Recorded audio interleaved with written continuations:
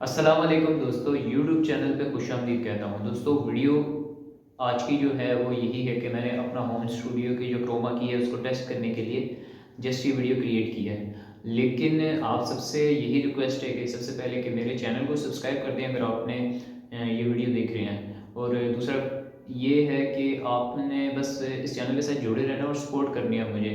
जितनी हद तक हो सकती है सपोर्ट करिएगा, क्योंकि मैंने बहुत होप्स के साथ ये जो यूट्यूब का सेटअप है वो स्टार्ट किया है। आई होप सो कि इंशाल्लाह आप लोग मुझे ये है कि नाउमीद नहीं करेंगे।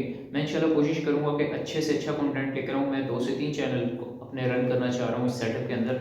अगर आपने मेरे यूट्यूब सेटअप जो मैंने स्टार्ट किया है वो स्टार्ट की वीडियोस नहीं देखी तो मैं डिस्क्रिप्शन में उसका लिंक भी दे दूँगा। और मैं जैसे-जैसे इस पे वर्कआउट करता रहूँगा तो मैं नेक्स्ट आगे भी इसकी वीडियोस दूँगा। लेकिन आपसे यही रिक्वेस्ट है कि आपने मेरे चैनल को सब्सक्राइब कर देना है। बाकी दुआओं में याद रखिएगा इस स्ट्रगलर को और सपोर्ट करते रहिएगा। अल्लाह हाफ़िज़।